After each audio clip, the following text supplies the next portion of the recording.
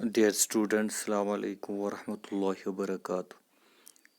آج ہم دی got of the اولی world written by Amita Ghosh کی آگے کی کہانی کو پڑھنے کی کوشش کریں گے. جیسا کہ کل ہم نے پڑھا کہ شاہد جو تھے he was approaching to death,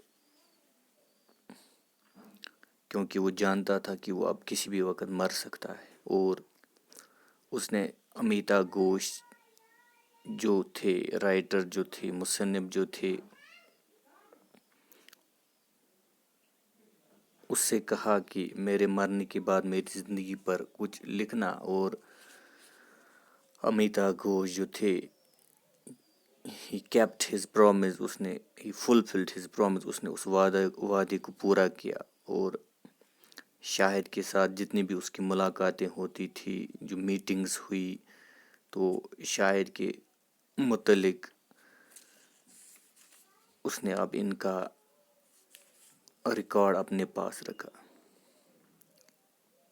اور ان دونوں کے آپس میں کچھ یکساں چیزیں تھیں، جیسے کہ دونوں امیتا گھوش اور شاہد علی جو تھے، ان کے بہت سارے دوست تھے انڈیا میں، امریکہ میں، اور دونوں روغن جوش، روشن آرا بیگم اور کشور کمار کو پسند کرتے تھے.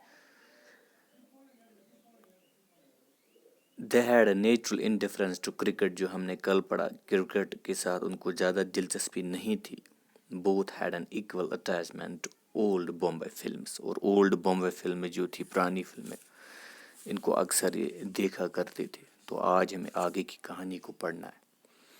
شاہد واز ایڈمٹ ٹو ہاسپٹل آن 21 مئی 2001. 21 مئی 2001 کو شاہد جو تھے اس کو اسپتال میں داخل کروایا گیا. He had now become very weak. اب وہ بہت کمزور ہو چکا تھا. And could hardly stand. اور مشکل سے ہی کھڑا ہو سکتا تھا. Because he was suffering from cancer. وہ کینسر میں مبتلا تھا، تو یہی وجہ تھی، بہت کمزور ہو چکے تھے. اور and could hardly stand.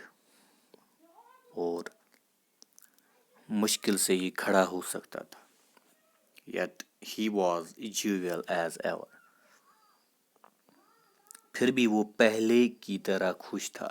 He was always looking happy. Jovial means happy. وہ پہلے ہی کی طرح خوش تھا، حالانکہ بہت کمزور ہو چکا تھا.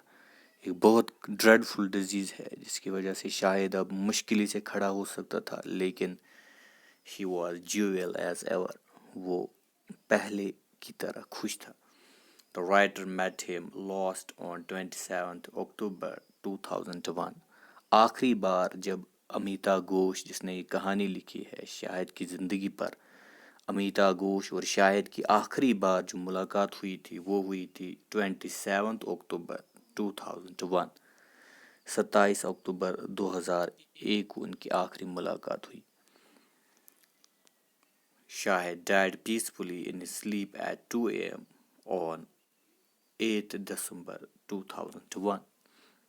تو شاہد جو تھے بلاخر 8 دسمبر 2001 کو صبح کے 2 بجے اپنی نیند میں ہی چل بسا. وہ نیند میں ہی چل بسا 8 دسمبر 2001.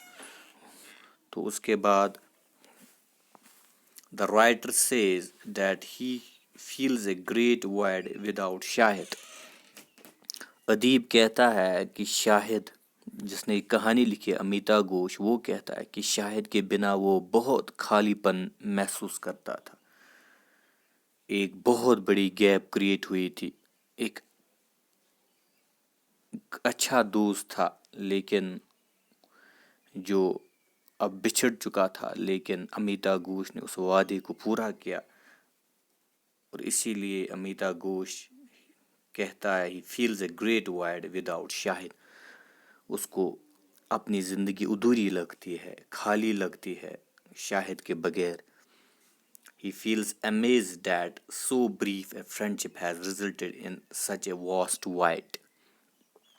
اب مصنف جو ہے جس نے یہ کہانی لکھی ہے اسے یہ دیکھ کر حیرانی ہوتی ہے. ہی فیلز امیزڈ کہ اتنی کم مدت کی دوستی اسے کتنا بڑا خالی پن دے گئی ہے. اب وہ اتنا حیران ہوا ہے that so brief a friendship کی جو یہ مختصر دوستی تھی شاہد اور Amitabh has result in such a vast wide. تو یہ جو دوستی ہے اس سے کتنا بڑا خالی پن دے گئی ہے. امیتابھ گھوش بہت زیادہ مس کرتا ہے اب شاہد علی کو. Often when he walks into his living room he remembers Shahid's presence there.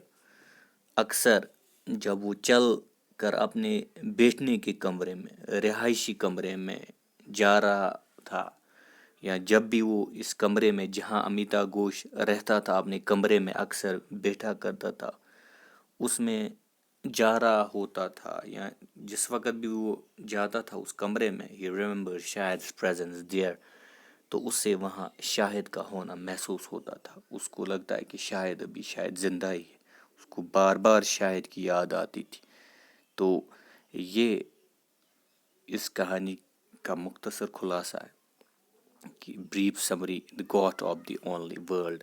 اور اس میں سمپلی امیتابھ گھوش جو تھے ہی پیز ٹریبیوٹ ٹو شاہد علی. وہ اس کو خراج تحسین پیش کرتا ہے کہ شاہد علی کتنے بڑی شخصیت تھی اور اس وعدے کو پورا کرتا ہے جو ان دونوں نے کیا تھا. جب شاہد نے کہا تھا کہ جب بھی میں اس دنیا سے چل بسوں گا تو میری زندگی پر ضرور کچھ لکھنا, اور ایک سچے دوست کا ثبوت دیا امیتابھ گھوش نے اور اس کہانی کو لکھ ڈالا ہے شاہد کی زندگی پر. تو آج ہم اتنا ہی پڑھیں گے. آگے اس کے کوشچنس کو انشاءاللہ ڈسکس کریں گے. Thanks. Stay safe and stay at home.